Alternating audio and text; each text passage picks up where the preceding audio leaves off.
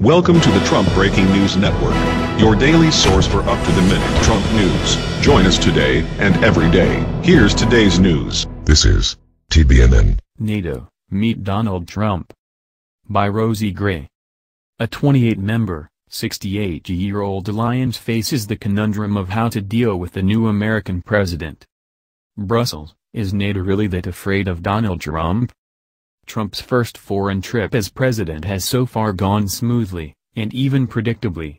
At a time when his administration is mired in scandals at home, his journey abroad has been mostly incident-free, including meetings with world leaders in Saudi Arabia, Israel, the Palestinian territories, and Rome. But on Thursday, Trump enters a more complicated world of multilateral diplomacy at the NATO Leaders Summit here. His meetings with various leaders are mostly intended as a kumbaya exercise. But Trump's wavering stance on NATO, he last called it obsolete in January before declaring it no longer obsolete in April, has worried allies. So has his long refusal to say he supports Article 5, the provision in the North Atlantic Treaty stipulating that if one of the members comes under attack the others must come to its aid. The New York Times reported on Wednesday that Trump is expected to finally endorse Article 5 in his remarks in Brussels on Thursday, after having implied that the commitment was conditional on whether allies paid more for their own defense. So NATO, the 28-member, 68-year-old military alliance that accounts for billions of dollars in defense spending, the definition of a staid, bureaucratic international institution, joins the list of entities forced to face the conundrum of how to deal with Donald Trump. The Trump-NATO confusion is a sign of how consequential Trump's open suspicion of existing U.S. alliances and commitments has been on the world stage. The NATO summit this week has reportedly been carefully tailored to him. The agenda is being confined to counterterrorism and burden sharing, two issues that have been the focal point of Trump's antipathy toward the alliance. Not on the official agenda, Russia, a NATO spokesperson told BuzzFeed News. Alliance leaders were reportedly told to keep their remarks short during the group dinner to accommodate Trump's attention span. All the Europeans want this to work, said Thomas Wright, director of the Center on the United States and Europe at the Brookings Institution. They won't be able to outdo the Saudis in flattery, but they will try to make him at ease because they need this to work. On the burden-sharing front, Trump has repeatedly badgered other members of the alliance to boost defense spending. And he has taken credit for their doing so. Based on our very strong and frank discussions, they are beginning to do just that, he said in his first speech to a joint session of Congress after being inaugurated. NATO members pledged in 2014 to increase their defense spending to 2% of gross domestic product within the following decade. Most members increased their defense spending in 2016, prior to Trump's inauguration. See also Hey, NATO, let's move those 50 U.S. thermonuclear weapons out of Turkey. And mapped, America's collective defense agreements. Defense Secretary James Mattis and Vice President Mike Pence have both promised to honor Article 5. On Wednesday, Secretary of State Rex Tillerson told reporters traveling on Air Force One from Rome to Brussels, "Of course we support Article 5.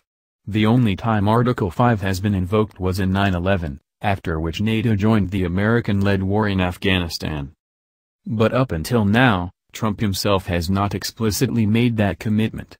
NATO leadership has finessed the issue." NATO Secretary-General Jens Stoltenberg argued that Trump had essentially endorsed Article 5 in a press conference on Thursday, saying, "By expressing strong support to NATO, to our security guarantees, the United States, President Trump, his security team, has also of course expressed strong support of Article 5, because Article 5, collective defense, is NATO's core task."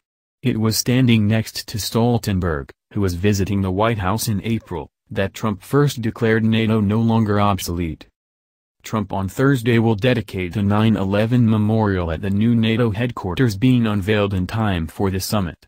It's there, according to the Times, that Trump will promise to do for the other NATO allies what they did for the United States following that attack.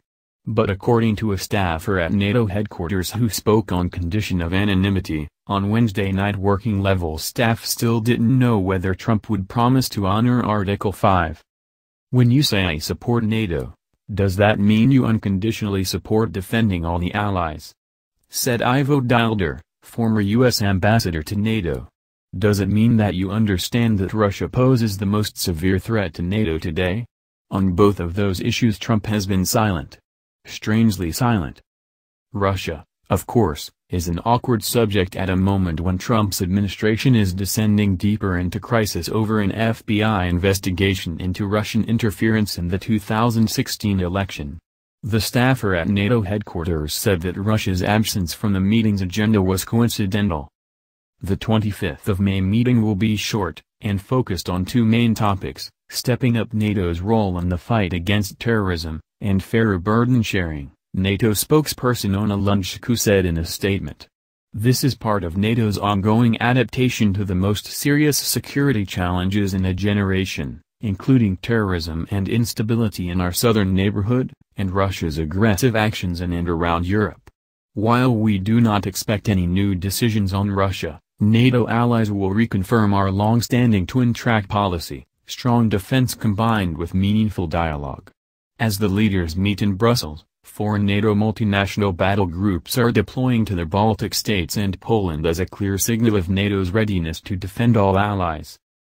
Though Russia's absence from the list of main topics has raised some eyebrows, others say NATO's approach this year, with a first-time visit from Trump, makes sense. In any case, leaders can bring up any issue they want to during the meeting, including Russia. I think that the larger goal of having a kind of a calm summit is probably wise done the way it is, said Toomas Hendrikilves, the former president of Estonia. Burden sharing and a wider role in counterterrorism is something that he's stated. This is the first meeting of NATO with a new president. Nothing glaring has happened on the Russian side apart from just the same old same old. NATO may no longer be obsolete, but Trump remains Trump, and he has for years displayed a mistrust of traditional U.S. allies, along with a belief that the U.S. should scale back its commitments around the world. As a candidate and as president, Trump placed an emphasis on unpredictability in foreign relations. We have to be unpredictable. And we have to be unpredictable starting now, he said in a speech last year. He only said it wasn't obsolete because it was fighting terrorism, Wright said. Not because he believed in its original vision. That's the news. Join us here every day.